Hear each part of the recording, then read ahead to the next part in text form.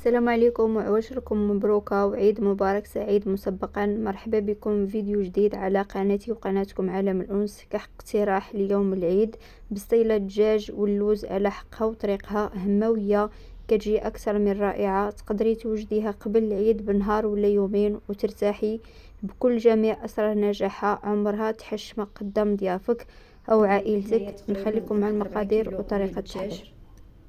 كما كتشوفوا من بعد ما كتقولوا لمول السيد مول الدجاج يحيد لكم ليه الجلده الصدوره والفخوده، كنشرطوا من هذا الشيء هذا باش غادي يدخل يشرب ديك العطريه ديالو مزيان. كنحتاجوا ليه معلقه صغيره ديال البزار مخلط ما بين البيض والكحل، الملح على حسب الذوق. عندي واحد المعلقه كبيره عامره ديال السكينجبير، عندي هنايا واحد جوج دويمات ديال الزعفران بدل الزعفران ديال الزغبه، عندي هنايا واحد نص معلقه ديال القرفه، ضروري انا كندير فيه القرفه، وعندي هنايا معلقه كبيره عامره ديال الخرقوم. كناخذوا هنايا واحد الزلافه كنديروا فيها هاد الدويمات هادو، كنديروا عليهم شويه الماء دافي.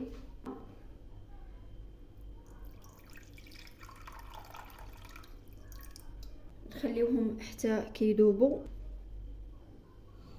من بعد هنا البنات كما كتشوفوا دابوا لينا هذوك الدويمات، كنزيدوا عليهم العطريه اللي عندنا سكينجبير، كنزيدوا الخرقوم والقرفه، كنخلطوهم حتى كينسجموا معنا، كنضيفوا عليهم.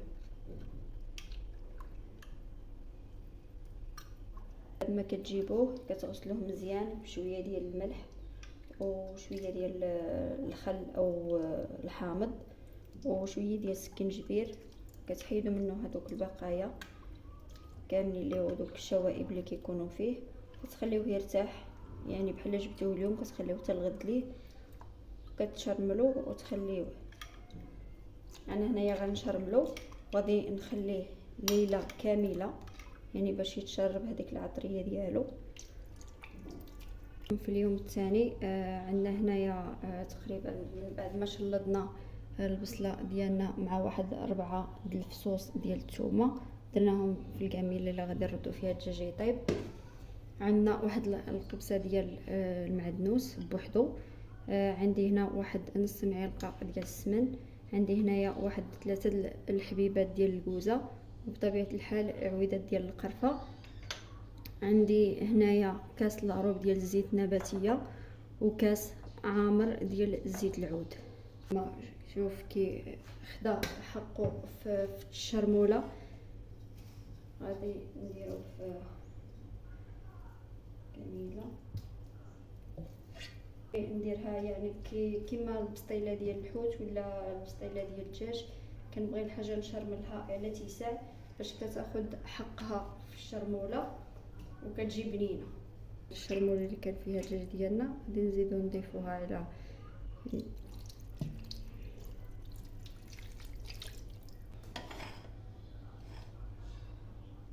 النباتيه،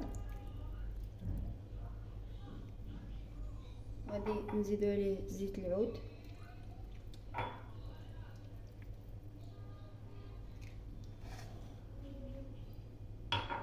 نديرو هاد العويدات ديال القرفه حتى هما،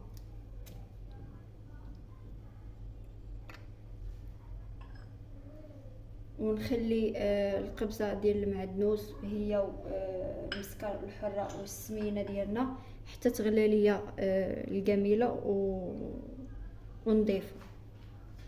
هنايا كما سبقت وذكرت البنات، غادي من بعد ما غلات لينا الجميله ديالنا، يعني هنايا راه ما نسيت قبيله ما قلتش لكم بان البصله درت تقريبا شي 2 كيلو ونص، طحنتها في الهاشوار. غادي نزيدو السمينه،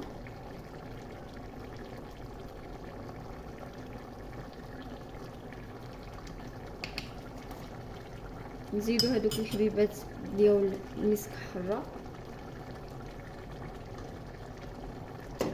وغادي نزيدو قبيطه ديال المعدنوس، يعني حتى نحيد الدجاج باش ما يتوسخش لينا الدجاج. حتى كنحيد الدجاج عاد ندير شويه د المعدنوس مقرد. هنايا راه ما شدتش ليا الكاميرا، كنت درت واحد المعلقه ديال التوابل ديال البسطيله ديال الدجاج اختياريه، اللي ما بغاش يديرها ما يديرهاش. بعد ما طاب لينا الدجاج كنحاولوا نحيدوه ما يتكسرش لينا، ها هو باش ما يتفتتش. كما لاحظتوا معايا هنايا فاش حيدت الدجاج ديالي كامل غادي نزيد واحد شويه ديال القزبر بوحدو، المعدنوس ماشي القزبر، يعني ما ديروش معاه القزبر، غير المعدنوس بوحدو، غير شي شويه ماشي بزاف باش ما تخضرناش الدغميره. وكنزيدو واحد المعلقه ديال القرفه.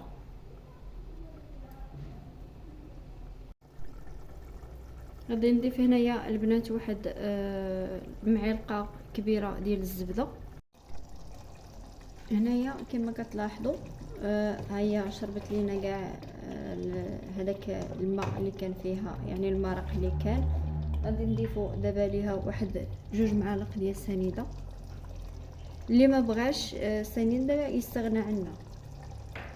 وكنضيفوا ليها واحد الساشي ديال زهرة البرتقال، يعني مجرد للتنسيم. اللي ما عندوش هذا السكر ديال الزهر ممكن انه يضيف ما زهر، يعني يكون من نوعيه جيده. كنبقاو مع التحريك في هاد الوقيته هذه، يعني ما خصناش نحيدوا المعلقه من الجميله، كنبقاو نحركوا فيها حتى كتبقى لينا غير الزويته والدغميره ديالنا. ما وقفت لينا الدغميره كما كتشوفوا، ها هو كيبقى غير الزيت هنايا، هي كي كتولي. يعني غادي نحيدو منها تقريبا الثلثين، والثلث غادي نخليوه نديرو فيه البيض. انا غادي نحيد تقريبا هنايا ثلثين. على عافيه مهيله غنبقاو نضيفو البيض شويه بشويه، ما ندفعوش دفعه واحده، يعني ندير واحد شويه وغادي نحيد. يعني انا هنايا درت 5 ديال البيضات كما كتلاحظوا.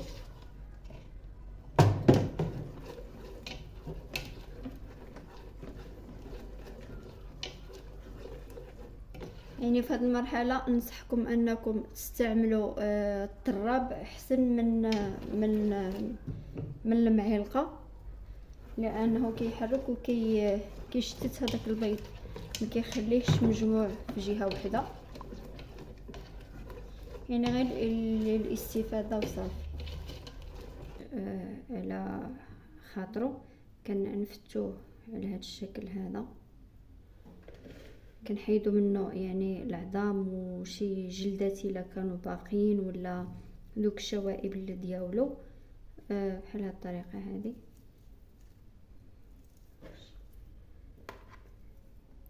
كما كتشوفوا من بعد ما فتتنا الدجاج ديالنا على هاد الشكل هذا، غادي نزيدو ليه الدغميره، نحاولوا ما امكن نلبسوها له كامله. انا غنقرب لكم يعني تشوفوا كي كيكون فازق وفي نفس الوقت معلق.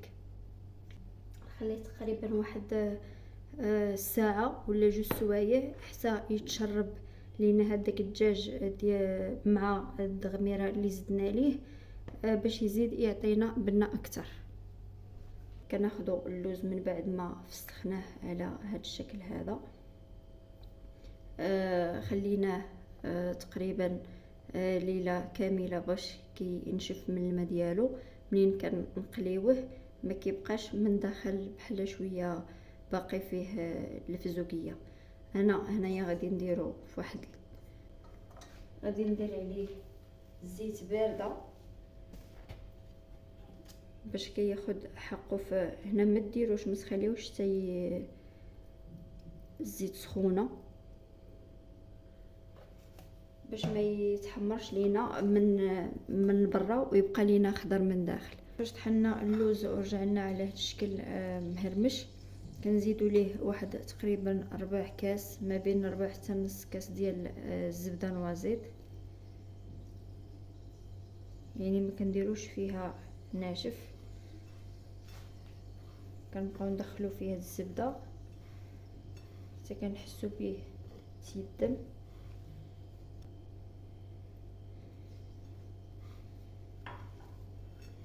يعني ضروري هنايا في اللمسات المغربيه او الوصفات المغربيه التمستيش الحاجه بيدك وعرفتي القوام ديالها تحصلوا عليها بحال هذا الشكل هذا، يعني تكيبان لكم اللوز راه ميدم.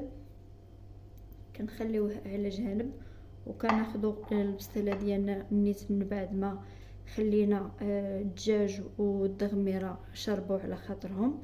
كناخذ واحد الصفيحه اللي كتكون مختصه بالبسطيله، انا عندي هنايا القياس ديال 45. غير بالنسبه للمبتدئات انا راه ما كنديرش الورق ديال الزبده، وانما غادي نديرو على حسب المبتدئات كفكره. كنفرش الورق ديال الزبده وكنطلق عليه البسطيله باش منين كطيب وكنبغيو نديروها في صحن التقديم يعني كتسهل علينا بواحد الطريقه سهله، ما كتهرش ما كتقطع ما حتى شي حاجه.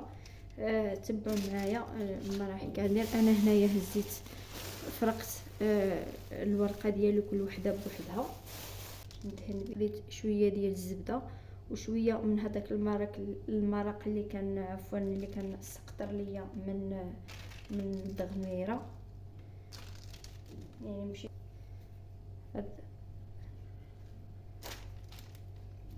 حطوه بحال هكا. يعني انا هنايا غادي ندير 5 ديال الورقات،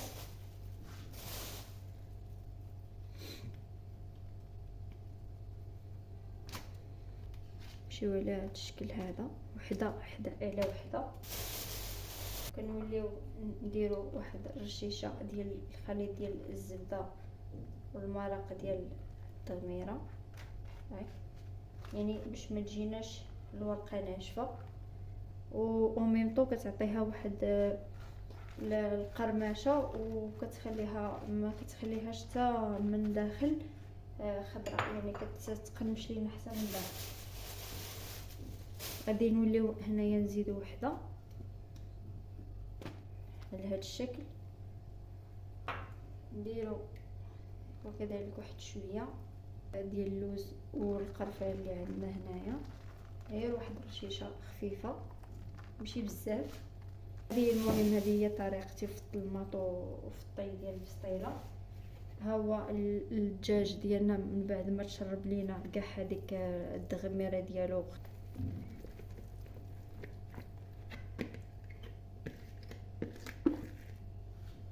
كنحاولوا ما يمكن نوزعوها بشكل منتظم. الدجاج دائما تزيديه للجناب، علاش؟ لانها ملي كيبغيو ياكلوا الناس راهم كيجبدوا مع الجناب ماشي كيجبدوا من الوسط. نحاولوا ما امكن حنايا نجبدوا الجناب نعمروهم مزيان. التغميره اللي كنا وجدنا زدنا عليها البيض بحال هكا، كنوزعوها حتى هي من الفوق بشكل متساوي.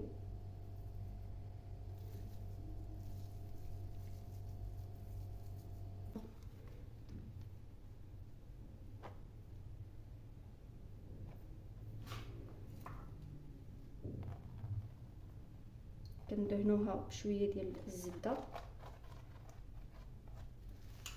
كنديروا اللوز ديالنا. اللوز حاولوا ما امكن ديروه في الجناب باش اللي بدا ياكل راه غادي يبدا يطيح في اللوز ديريكت. عاد وزعوه على ما تبقى في الوسط ديال السطيله ديالنا. انا هنايا راه تقريبا كيلو ولا ربع ديال اللوز. في هذه المرحله هذه غادي نبدا بالورقه اللي حطيت هي الاخرى، هي اللي غادي نبدا بها. غادي نبدا نرجعها وهنايا غادي نبدا نستعن بشويه ديال البيض.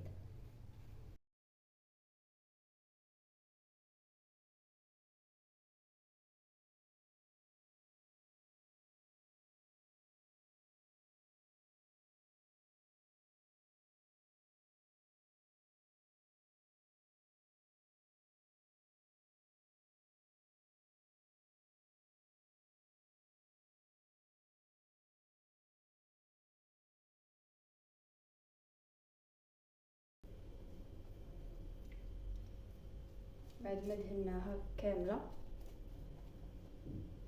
ناخذ واحد كيردو ونثقبوها باش ما تطرطقش لينا في الفرن.